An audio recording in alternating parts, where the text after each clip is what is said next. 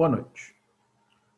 Hoje, 15 de setembro, eu estou, terça-feira, preparando o vídeo da nossa segunda aula sobre o tópico Teorias da Firma. Eu espero que, nesse ponto, todo mundo já tenha assistido o vídeo relativo à aula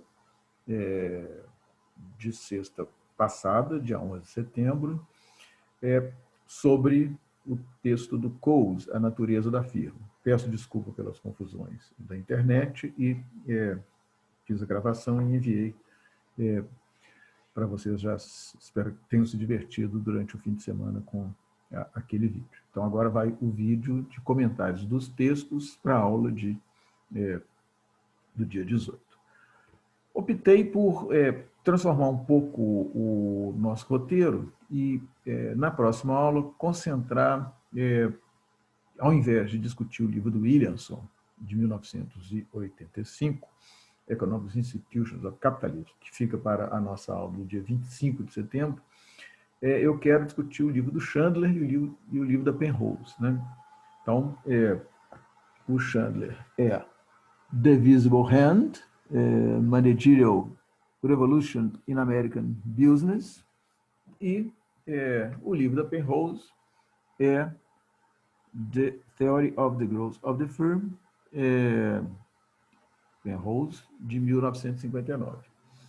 Ambos os livros já foram enviados para vocês, né? E eles são profundamente relacionados em termos de conceito, como eu vou explicar alguma coisa hoje, e é um tema importante na nossa aula de sexta, porque os autores estão relacionados à ideia de a Penrose e o Chandler, a ideia de capacitações organizacionais, capacitações centrais, né, que está por trás, né, da ideia de capacitação dinâmica, tão importante, né,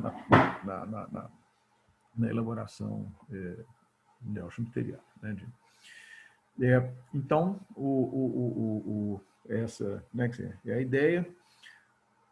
Uma das razões que eu acho que discutiu o Chandler detalhar a história da firma multidivisional, né, que é o seu aparecimento, não deixa de ser também falar, né, de um processo evolutivo de um sistema complexo, que é a firma, né, que vai ter lugar, né, na economia dos Estados Unidos entre o final da Guerra Civil, em 1866, 1870, e a Primeira Guerra Mundial, né, que o livro do Chandler vai terminar mais ou menos em 1920, né, com o amadurecimento das primeiras empresas multidivisionais. Então, falar né, o que o Chandler está chamando de revolução gerencial nos negócios americanos, no capitalismo americano, né, que ele vai usar logo na introdução, né, que você vai falar uma nova forma de capitalismo, né, que está emergindo, né, que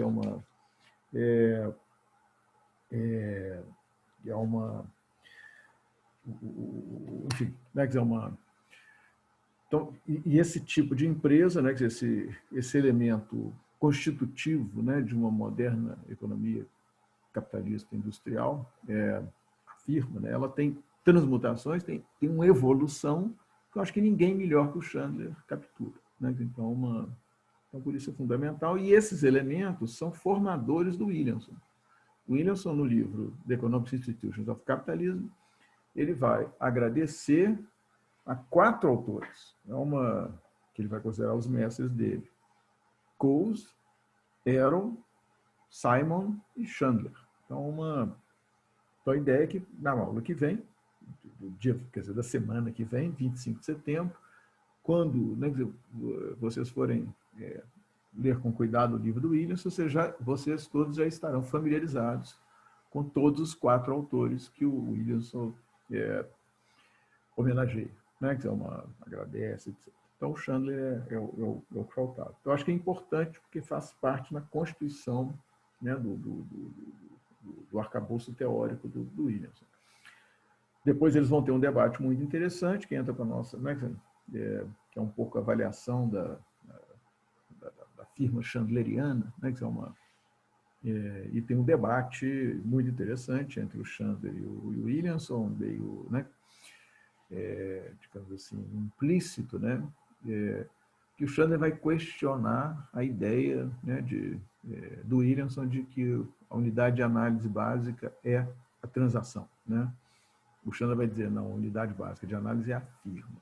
Então, é um tópico super importante por inúmeras outras razões. Então, começo pelo... Né, eu fiz essa foto aqui, eu já apresentei na apresentação geral de todos os textos, né, que nós vamos tratar na teoria da firma, mas eu quero ir um pouco mais fundo hoje. Chama atenção que, né, a parte 1, né, desse livro é intitulada, né, os processos tradicionais de produção e distribuição, né? Então ele vai falar do que ele vai chamar da empresa tradicional, que é empresa pequena, né? Especializada numa única função, né? Com uma parte só do processo produtivo, usando extensivamente o mercado, né? Como forma de coordenação com outras unidades produtivas, né? Que vai ficar no linguajar do Coase, né? Que então ele faz um mapeamento, né? da situação, né? Do estágio de construção, né, da firma líder, né, quer dizer, na economia norte-americana nos anos, vamos pôr ali, 70 do século XIX, e aí entra na parte 2, que tem algo que vai reconfigurar, né, o mercado nacional dos Estados Unidos, né, quer dizer, criando o maior mercado nacional unificado né, na segunda metade do século XIX, né, que é o que vai criar o campo para o desenvolvimento das grandes empresas que nós vamos discutir, né, na aula que vem. Né? Então, essa é a articulação que o Chandler, né, vai fazer, né, que eu vou trabalhar muito com isso na próxima aula. Eu só chamo a atenção para... tem uma introdução do livro, né, que é onde, né, quer dizer, a introdução está dividida em 2 tópicos, né, que a introdução é intitulada A Mão Visível, né, que é a mão visível é a firma, né, que é a organização, né, a hierarquia, né, já tratada, né, das mais diversas formas até aqui. Então, ele primeiro vai definir o que é a empresa de negócios moderna, Modern Business Enterprise, e depois faz um conjunto de proposições gerais, né, que são 8 proposições gerais. Aqui é uma síntese muito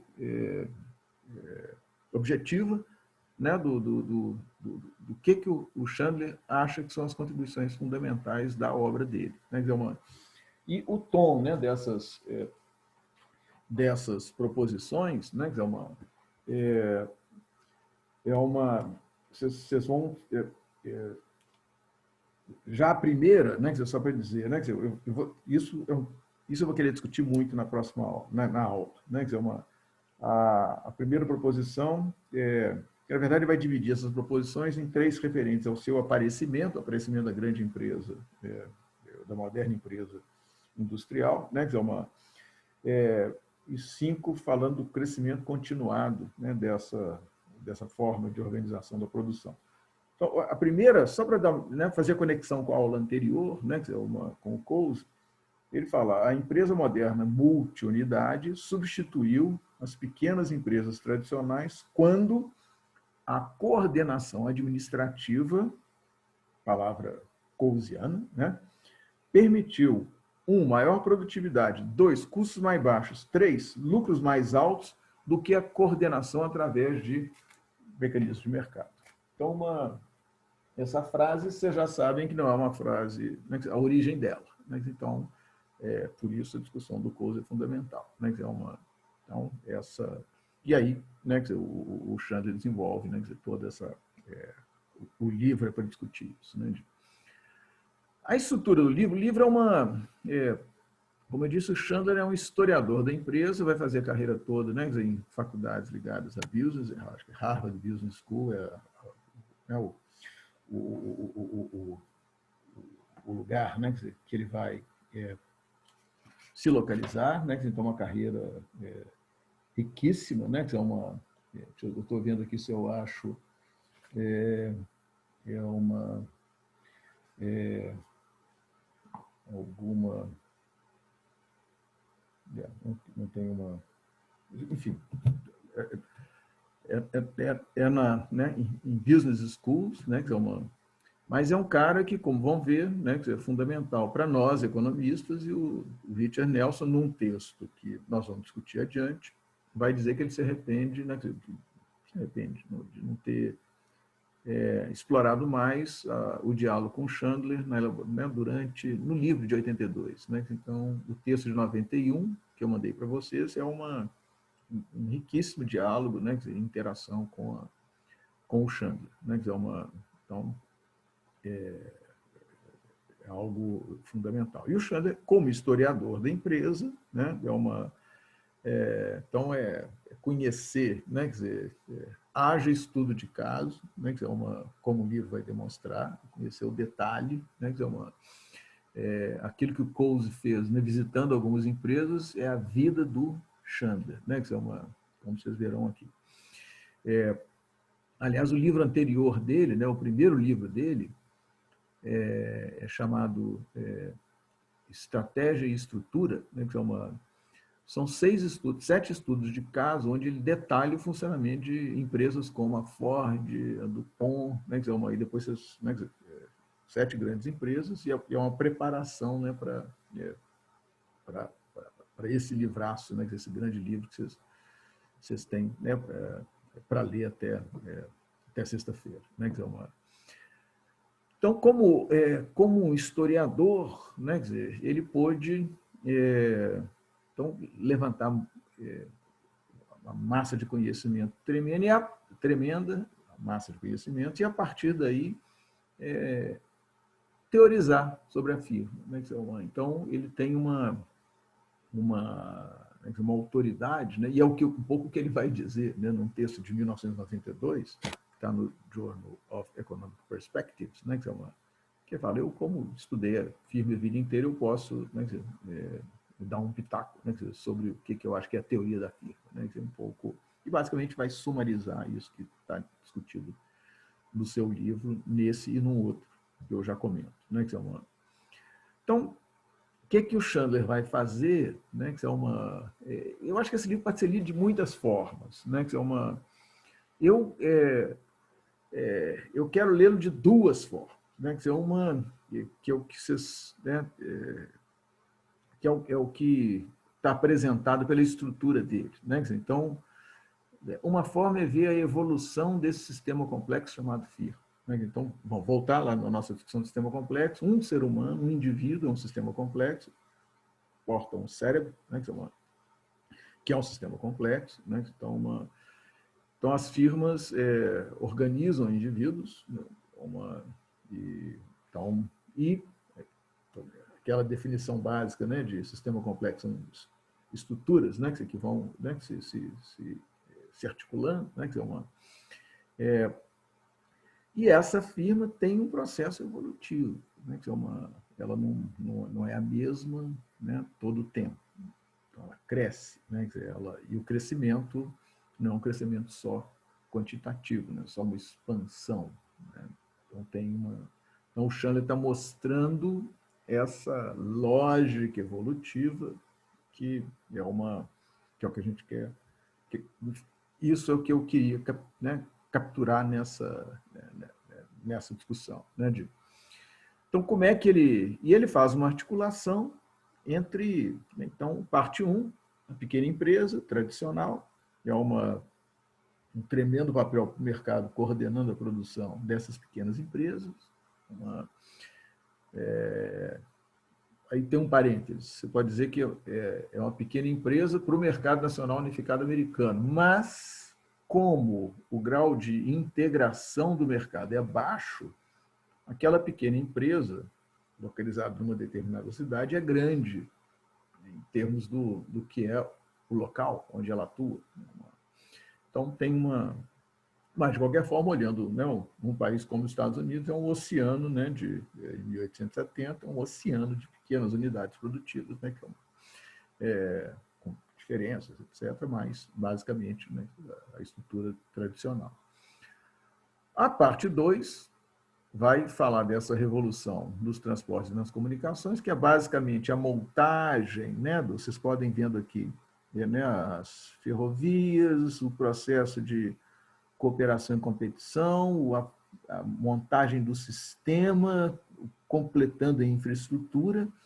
Se vocês, e o Chandler vai mostrar isso no livro, né, vários mapas, né, de como que o mercado nacional americano vai ficando mais integrado, né, mais uma, então, ferrovias conectando, né, a costa leste, a costa oeste. Então, tem uma, então, a construção do mercado nacional unificado é um ato, né, político, é um ato econômico, é um ato tecnológico. Né? Então, um pouco essa ferrovias e as tecnologias de comunicação que estão relacionadas foram chaves para a construção desse grande mercado. Construído o grande mercado, nós temos oportunidades, possibilidades de exploração de escala e de escopo, ou seja, produzir, ter escala é ter tamanho para produzir a um custo mais baixo. Então, quem produz mais, por produzir em escala, tem condições de produzir a um custo mais baixo, uma arma competitiva poderosa. E escopo é produzir produtos relacionados. Quem produz produtos relacionados tem vantagens em termos de custo e, de novo, tem impõe uma vantagem competitiva contra a concorrência. Aquelas que combinam escala e escopo têm uma tremenda vantagem competitiva. Essas são as firmas que o Chandler quer discutir. Então, ou seja, a unificação do mercado nacional americano ofereceu a chance dessa exploração de economias de escala e de escopo. Quem foi líder, aí vem um conceito que é a chave no esquema do Chandler, o first mover, é a firma pioneira, no sentido de se movimentar para explorar essas economias de escala e escopo. Ela pôde crescer, ela criou aquela assimetria, né, que é o que o mercado, né, na concepção schumpeteriana, cria. Né? Então, ela vai criar a pioneira, a first mover, vai ser uma criadora de assimetrias e vai, literalmente, transformar os mercados em mercados competitivos, de competitivos para oligopolistas ou monopolistas. Nos ajuda a discutir o que nós vamos tratar no tópico 4 do nosso curso. Estruturas de mercado, estratégias de concorrência, etc. Então, bom, então, o mercado nacional unificado estabelecido nos Estados Unidos, né, segunda metade do século XIX, isso oferece possibilidade para o surgimento, né, então, o que foi uma revolução nos transportes vira uma revolução na distribuição e na produção, com o desenvolvimento, né, da distribuição em massa, comentei, né, rapidamente nos comentários do primeiro vídeo do tópico firmas, né? Então, aqui vai aparecer, né, o atacadista de massa, um conjunto de intermediários, mudanças organizacionais importantes na atividade comercial, com o surgimento da loja de departamentos, venda por correio, a cadeia de lojas, etc. E essas transformações estão relacionadas à velocidade. O Chandler vai atribuir importância para uma economia da velocidade, tanto na distribuição, vocês podem ver, como na produção. Evidente que os transportes mais rápidos e seguros, né, no sentido de confiabilidade, né, são muito importantes para garantir essa aceleração, né, essas economias de velocidade. A distribuição em massa está associada à produção em massa, né, então, expansão do sistema fabril, né, revolução industrial já numa fase um pouco mais avançada, né, para usar a segunda fase da revolução industrial, por exemplo, a expressão do Celso Furtado, né, e ele, né, vai descrever né, o conhecimento específico de setores diferentes.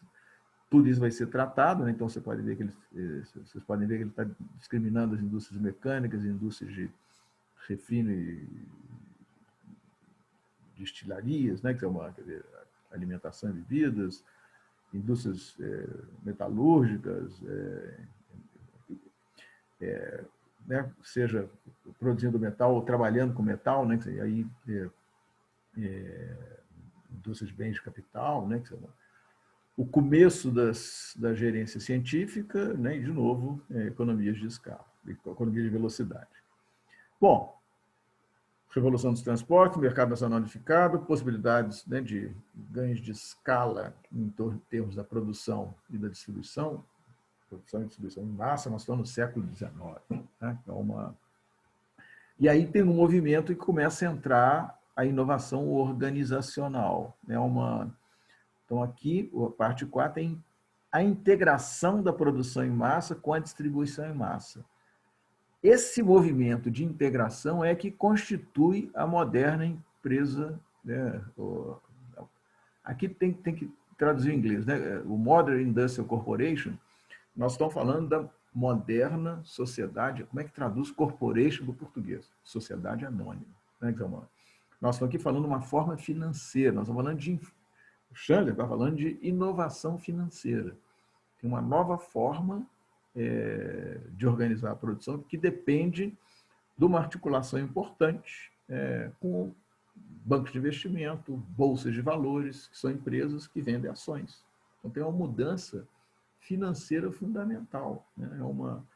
Aqui, quem quiser, toda vez que eu passo por esse livro, eu acho que tem uma sugestão de um trabalho fantástico, que é simplesmente cotejar, né? Quer dizer, colocar lado a lado, justapor, né? Quer dizer, de um lado, as mudanças em termos da firma, né? Que então, o crescimento, e do outro, as mudanças do ponto de vista do sistema financeiro, né? Do sistema, seja do lado de banco, seja do lado de bolsas de valores, etc., dá um negócio muito interessante. Né? Que um jeito de ler isso aqui, pega o livro, vai lá atrás no índice remissivo e vê lá o nome do Morgan, por exemplo. Né? Que o Morgan, né? Do JP Morgan, é chave em vários movimentos importantes na história das empresas aqui.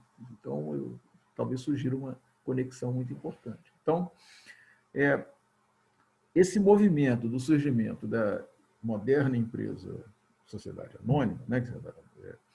Ela é um movimento que, basicamente, vai fazer, segundo o Chandler, a integração entre produção e distribuição em massa, numa única unidade. Então, aqui, aquilo, né, que o Cole estava explorando, o Chandler está mostrando, né, a exaustão. Né, que não é... Né, enfim, esse movimento, né, não é só integrar partes do processo produtivo, é também integrar, né, numa única unidade produtiva a distribuição. Depois ele faz então, há várias formas de integração, né, que e vai terminar, né, dando uma ideia, né, que então, a integração vai se completar em torno, né, entre o início do século XX e a Primeira Guerra Mundial. Né? Então, o que ele está dizendo, né, os Estados Unidos passa a ser um país das grandes empresas, né? Das sociedades anônimas, da Corporate America, né? Que é um momento, né, na virada do século XIX para o século XX. Então, vai fazer todo um estudo disso. E a parte 5 é onde é o lado gerencial, é a revolução gerencial. Então, ele vai falar de um conjunto de mudanças internas, né, à firma, porque se a firma cresce, você sair de uma firma que tem, né, 100 empregados, uma firma que tem 1.000 já é uma boa mudança. Mas uma firma que vai ter 100.000 empregados é outra história. Né? Então, um pouco a forma de gerenciar essa turma, né? De impedir, então vamos de novo agora voltar o linguajar do Coase da aula passada, de impedir o ponto de aparecimento das deseconomias gerenciais de escala, é chave. Então, a ideia de revoluções gerenciais transformam empurram para a direita, né, o ponto de surgimento das economias gerenciais de escala. Então, o que o Chandler vai fazer vai contar como que houve essa mudança gerencial. Né? Então, vai descrever, vai falar do aparecimento de uma, né, de uma gerência intermediária. E gerência intermediária não pode ser compreendida especificamente, né, só a tarefa gerencial no sentido mais administrativo, né, da palavra, não. Aqui vai aparecer, né, trabalho de engenheiros, trabalho, né, de um conjunto de outros profissionais que vão encaminhar, ter condições de administrar firmas que tratam de processos, de produtos vou usar a palavra de complexidade crescente, ou com mais, né, conteúdo tecnológico, mais. Então, isso tudo exige muito, né, dessa unidade chamada firma. Então, a parte 5, né, o Chandler vai, né, falar então, do gerenciamento, gerência média, intermediária, né, gerência, a alta gerência, e o amadurecimento dessa empresa, da empresa moderna. Né, e aí depois ele vai, né, então aqui ele vai basicamente, né, o aperfeiçoamento, né, da estrutura, e fala do crescimento dessa empresa moderna, né, entre as guerras, né, então entre a Primeira e a Segunda Guerra Mundial. E depois, basicamente, né, 1941 para frente é a expansão, essa revolução gerencial, né, se espalha nos Estados Unidos, né, os Estados Unidos é a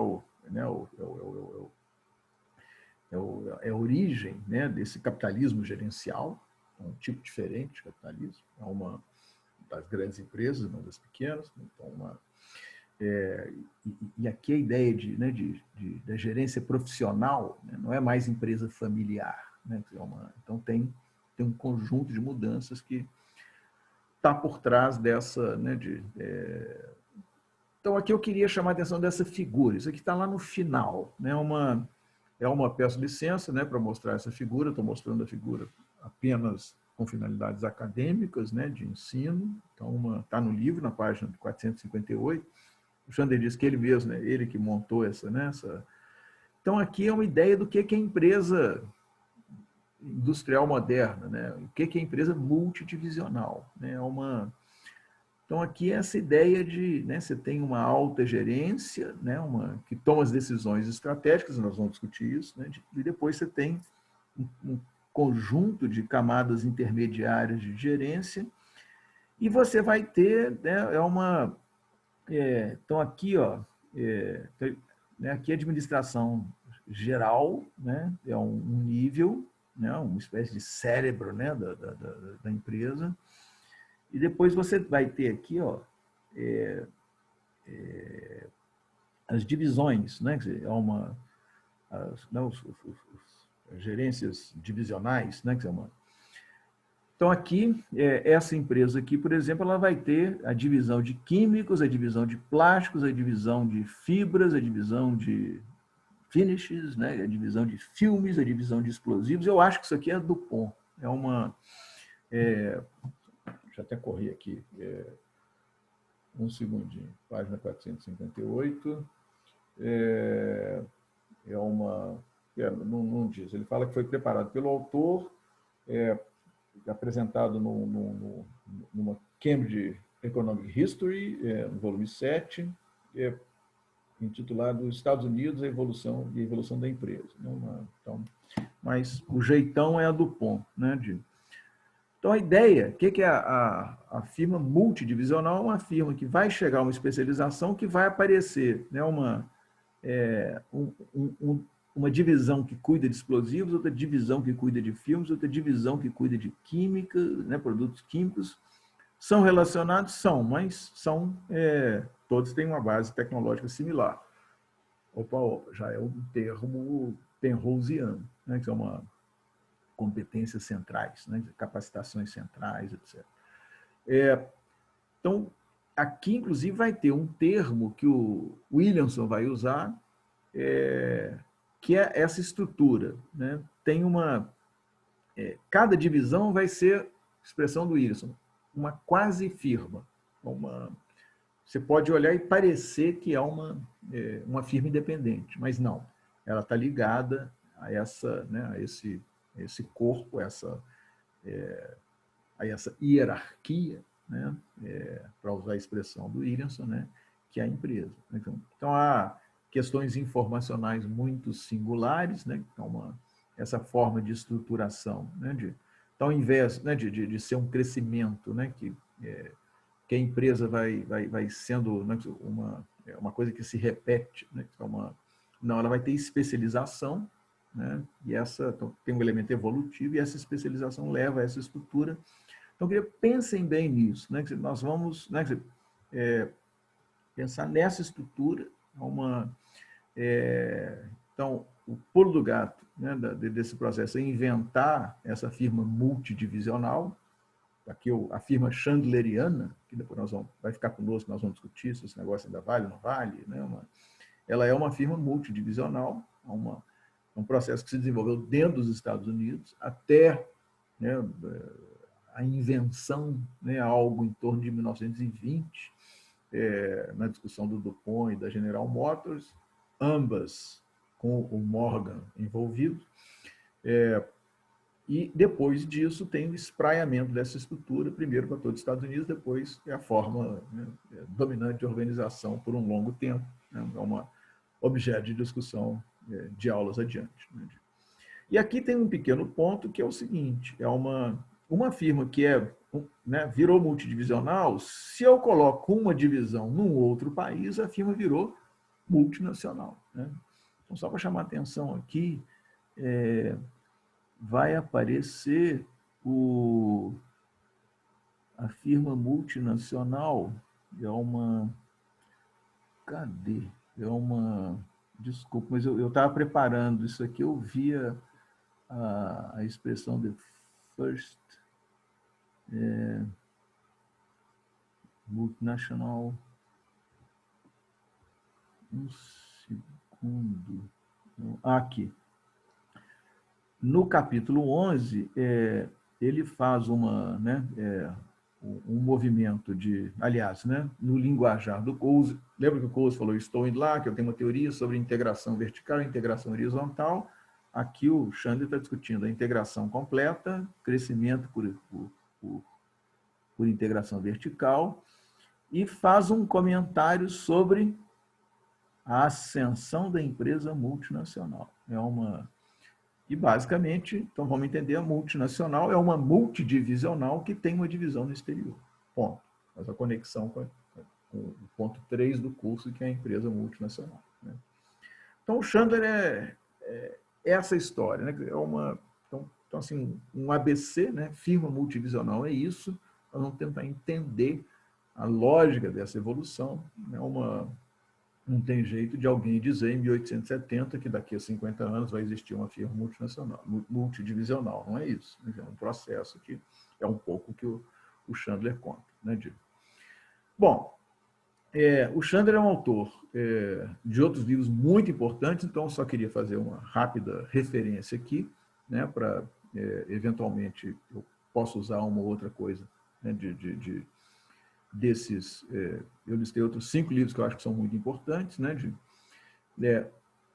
o primeiro deles é o Scale and Scope, que é de 1990. O Scale and Scope é basicamente o Visible Hand, em termos de uma análise comparativa. Então, o que ele vai fazer é comparar aqui Scale and Scope, The Dynamics of Industrial Capitalism. Né? Então, é um livro que, basicamente, ele vai comparar, né, o caso, né, comparar 3 casos. O caso americano, o caso dos Estados Unidos, o caso da Grã-Bretanha e o caso da Alemanha. Então, no caso dos Estados Unidos, ele está discutindo o capitalismo gerencial competitivo, que ele vai chamar. No caso da Grã-Bretanha, ele está discutindo o capitalismo pessoal.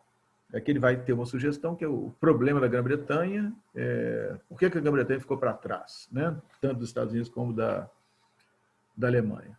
Porque ela não conseguiu transitar de um capitalismo gerenciado familiarmente para um capitalismo gerenciado profissionalmente. Né? Então, ficou aqui com personal capitalism. Né? E o caso da Alemanha é o capitalismo gerencial cooperativo. Então, tem uma... É muito interessante, né? Evidente que o mundo acadêmico é terrível, né? Uma resenha crítica desse livro produzida, eu acho que foi pelo Tice, no Journal of Economic Literature. Ele fala, mas por que é que não discutiu o Japão? Né? Então, faltou o caso japonês, etc. Mas, enfim. Então, acho que tem o Scale and Scope, é um livro, porque ele vai explorar, né, a teoria desenvolvida para o caso dos Estados Unidos. Então, o capítulo relativo aos Estados Unidos é uma condensação, né, do Visible Hand, e aí adiciona a discussão do caso britânico e do caso alemão, né, de uma... Depois ele tem esse livro que ele edita, né, é uma Big Business and the Wealth of Nations, né, que é então, que basicamente ele vai ter uma tese previsível, né, que é no fundo para ter desenvolvimento, os países, para se desenvolver, os países precisam ter um núcleo de grandes empresas. Né?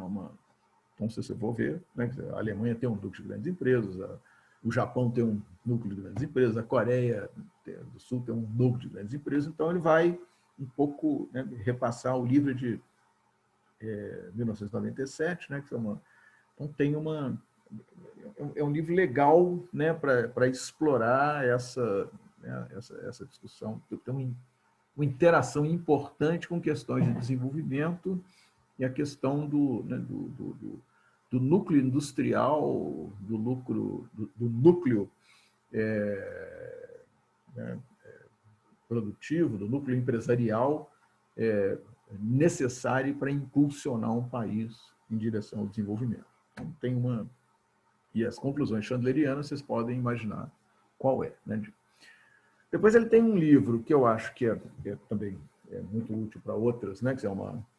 Que é esse aqui, A Nation Transformed by Information. Ele é editor, né? Então é um pouco falar do papel da questão da informação, né? Então aí no sentido amplo da palavra, né? Que se vocês virem a capa aqui, né? Isso aqui é uma linha de produção de um jornal, né? Que é uma tipografia, né? Que é uma produção de livros, né? Então tem né, desde até o 2000, né? Acho que chega a discutir a emergência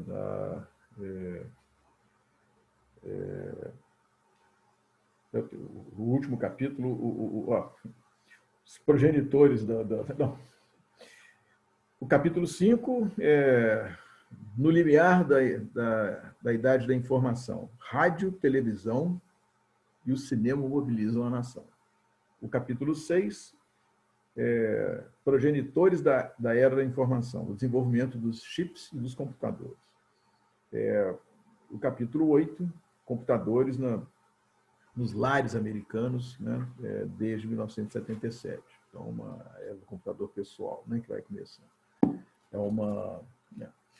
Então, é importante.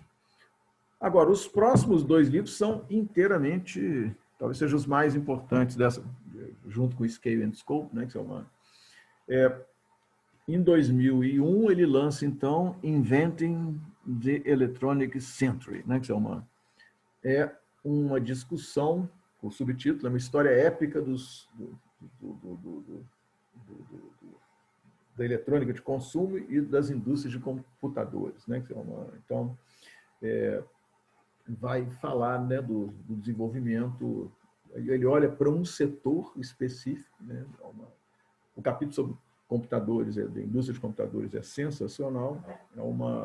Tem chega até a, né, chega a mencionar a World Wide Web, né, está presente aqui, estava, né, no início da internet, ok, internet anterior, né, teremos, né, se eu não só caçando aqui. Ele já chega a comentar o impacto, né, da internet, né, curiosamente, o World Wide Web não está entre os termos na lista do internet, certamente está, né? Então, na lista do índice remissivo, né, que é uma internet, né? Então, não, tá. A World Wide Web está como um subtópico do tópico internet. Eu tinha certeza que ele já comentava, né? Óbvio, né? A World Wide Web já, não sei se a Google já aparece nessa história. Boa. Desculpa estar pensando em voz alta aqui, mas não custa, né? É evidente que a IBM é uma estrela fundamental, não, a Google não está aqui, né? IBM está, a Microsoft, evidentemente, vai está com peso, a Intel está presente,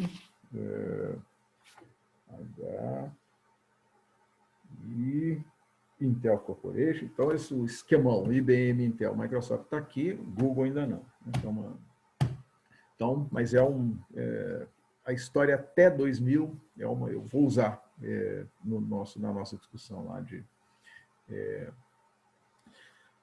a discussão da World Wide Web. Né, em 2005, ele lança esse livro, Shaping the Industrial Century, que talvez seja particularmente importante para muita gente no curso aqui, a turma da inovação biofarmacêutica, porque ele está discutindo as indústrias química e farmacêutica. Então, ele focaliza nessas. Então, a estrela aí, né, IBM, Microsoft e Intel são, né, do livro do século da eletrônica. Nesse livro de 2005, é a Merck, a Hoffmann-La Roche, enfim, né, que as firmas do setor farmacêutico é um livraço e é interessante que segue a dinâmica, né, se no Wisborrenda a gente vê o nascimento das primeiras indústrias químicas e farmacêuticas, né, no caso americano, depois para esse setor ele vai mostrar a continuidade da evolução, como, né, no caso do livro do século da eletrônica. Então, a história da IBM, por exemplo, você pode rastrear, né, desde a mão visível, do Wisborrenda, até 2001, né, com todas as... E a IBM é excelente para discutir metamorfose da fronteira da firma, porque a IBM é uma firma que cada hora faz uma coisa, né, de um jeito diferente. Né? Trataremos na nossa discussão. Bom, então, Chandler é essa... A Penrose é um livro, né, teoria, já que eu estou aqui de propagandista de livros, né, então vamos para que os editores tenham paciência com o meu uso, né, de páginas do livro, mas eu estou fazendo propaganda dos livros, né, que são fundamentais, evidente. Então, eu fiz um comentário, né, sobre a Penrose na exposição dos textos em geral, e aqui eu queria aprofundar duas coisinhas, né, que são então, eu pus todo o índice, né, do livro, né, na aula passada eu fiquei só com uma página, né, então, aqui, a Penrose tem uma teoria da firma, a Penrose vai ter um diálogo, né, com o que nós discutimos na aula do Coase, que é importante, porque vai olhar muito para a questão gerencial, como o Chandler, de um outro jeito. Eu acho que a Penrose já cita eu não cito o Chandler, mas eu acho que ela já já era familiarizada com o livro do Chandler, que é... Ah, não, se bem que não. O livro do Chandler, um segundo. O...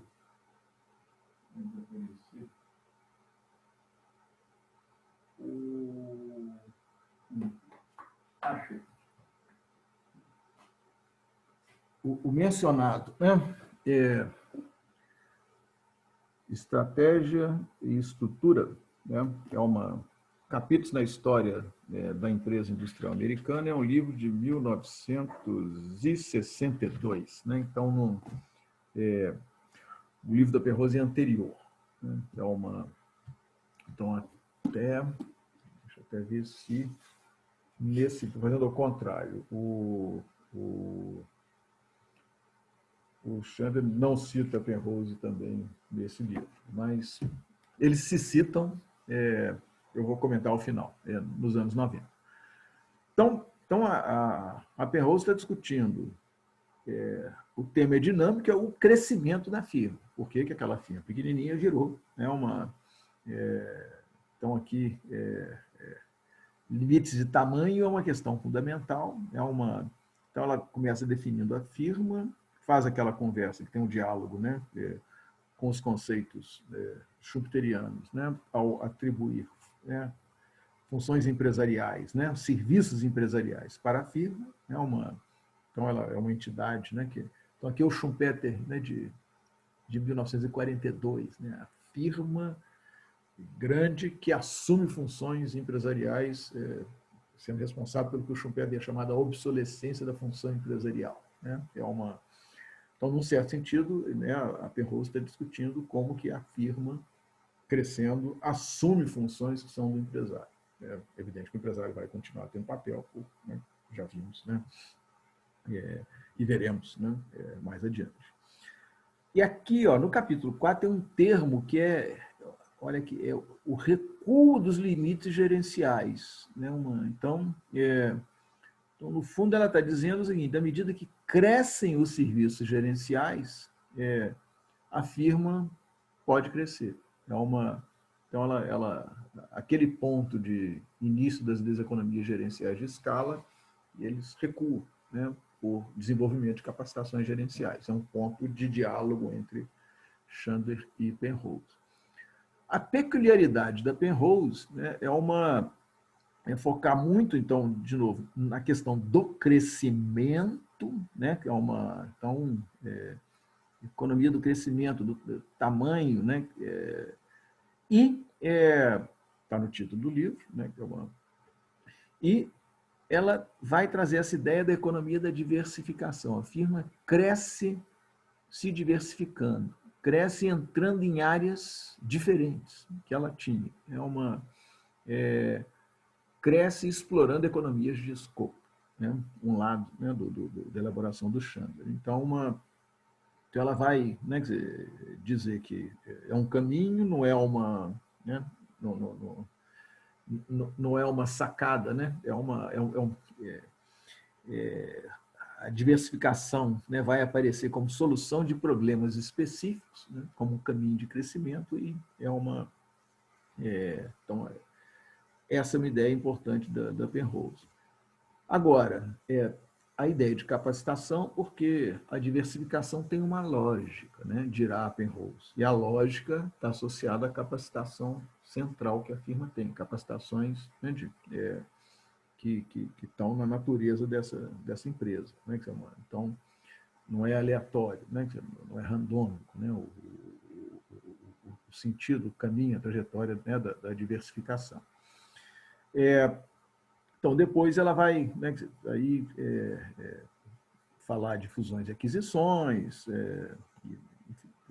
discutir outros, né, outros canais de crescimento, né, e termina discutindo crescimento das firmas nas economias que estão crescendo, né? Então dá esse sentido dinâmico, né, então, relembrando, né, pensar em crescimento da firma, pensar em capacitações empresariais, serviços empresariais que a firma vai ter, 2, 3, pensar, né, no crescimento dos serviços gerenciais, que fazem recuar os limites ao crescimento da firma. E 4, pensar em diversificação como um caminho de crescimento relacionado a capacitações tecnológicas que a firma detém, né, que orientam mais ou menos esse crescimento. Então, a Penrose é essa. Né?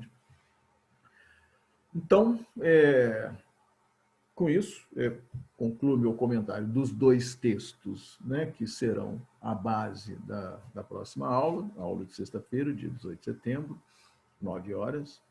Então, eu quero, né, fazer uma passagem pela história da empresa nos Estados Unidos, via Chandler.